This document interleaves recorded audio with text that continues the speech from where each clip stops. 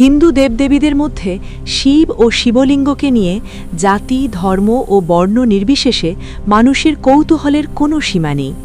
যেখানে অন্যান্য দেবতাকে মানুষের মতো রূপ দেওয়া হয়, কোথাও গরুরের মতো পাখির রূপ দেওয়া হয়, আবার কোথাও হনুমানের মতো বীর রূপ দেওয়া হয়, সেখানে শিবলিঙ্গের আকৃতি পুরুষ প্রজননেন্দ্রিয় বা শিশ্নের মতো কেন?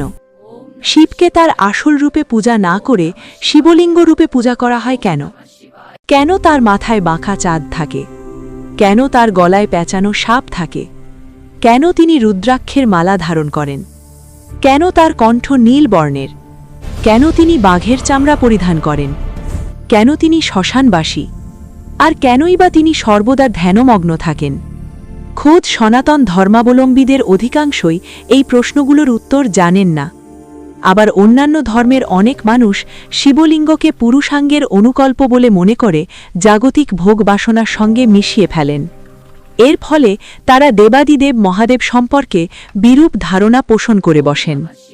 এছাড়াও তার তৃতীয় নয়ন, সারা গায়ে ভস্য এবং হাতে ডমরু নিয়েও মানুষের কৌতূহলের শেষ নেই।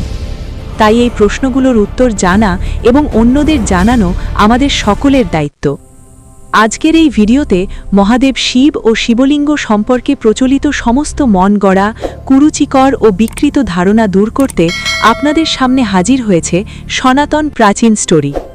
আশা করি এই ভিডিওটি শেষ পর্যন্ত দেখলে আপনিও সমাজে প্রতিষ্ঠিত এসব ভ্রান্ত ও অশালীন ধারণা দূরীকরণে ভূমিকা রাখতে পারবেন।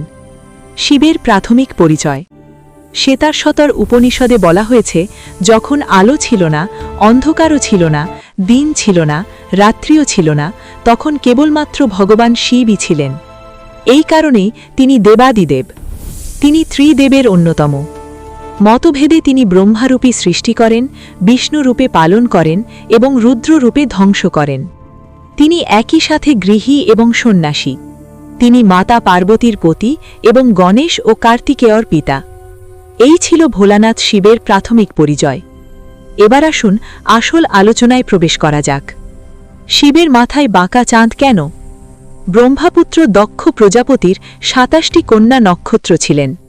এই ২৭ জন নক্ষত্রের সঙ্গে বিবাহ হয় চন্দ্রদেবের। এই নক্ষত্রদের মধ্যে রোহিণী ছিলেন চন্দ্রদেবের সবচেয়ে প্রিয়। ফলে অন্যান্য নক্ষত্ররা রোহিণীর প্রতি ঈর্ষাকাতর হয়ে পড়েন। তারা পিতা দক্ষের কাছে অভিযোগ করেন যে চন্দ্র তাদের সঙ্গে ভালো ব্যবহার করছেন না। এতে দক্ষ রেগে গিয়ে চন্দ্রকে অভিশাপ দেন, দিনে দিনে তার ঔজ্জ্বল্য কমে যাবে। অচিরেই এই অভিশাপ কার্যকর হতে শুরু করে। চন্দ্র এতে ভীষণ ভেঙে পড়েন। অন্যান্য দেবতারাও এতে চিন্তিত হয়ে পড়েন। তারা সম্মিলিতভাবে শিবের কাছে যান। ততদিনে চন্দ্রের শরীরে এক ফালি অংশই উজ্জ্বল ছিল। তখন শিব চন্দ্রকে তার জটায় স্থান দেন এবং বর দেন ১৫ দিন তার ঔজ্জ্বল্য হ্রাস পাবে এবং বাকি ১৫ দিনে তা পুনরায় বৃদ্ধি পাবে। এই কারণেই প্রতি মাসে চন্দ্রকলার হ্রাস বৃদ্ধি ঘটে বলে শিব পুরাণে বর্ণনা করা হয়েছে। শিবের গলায় সাপ কেন? মহাদেবের কণ্ঠে সাপের মালা থাকে, তাই তার আরেক নাম ফণীভূষণ। এই সাপ হিংস্র ব্যক্তিত্বের প্রতীক। সমাজে সাপের মতো চরিত্রের মানুষ অনেক রয়েছে। শিব তাদের নিজের নিয়ন্ত্রণে রাখেন, যাতে তারা বাইরে গিয়ে সমাজের ক্ষতি না করতে পারে। এই হল শিব ভাবের বৈশিষ্ট্য। তিনি অসৎকে সতে পরিণত করেন এবং অশুভকে শুভতে নিয়ন্ত্রিত করেন। শিবের গলায় রুদ্রাক্ষের মালা কেন? রুদ্রাক্ষ শিবের অলঙ্কার, যা তিনি সর্বদা ধারণ করেন। রুদ্রাক্ষ শব্দের অর্থ রুদ্রের অক্ষি বা চোখ। পৌরাণিক মতে রুদ্রাক্ষ শান্তি এবং পবিত্রতার প্রতীক। আধুনিক গবেষণায় বলা হয়েছে যে রুদ্রাক্ষে ইলেকট্রোম্যাগনেটিক, প্যারাম্যাগনেটিক এবং ডায়াম্যাগনেটিক ধর্ম রয়েছে, যা ধ্যানের সময় মনকে শান্ত রাখতে সহায়ক হতে পারে।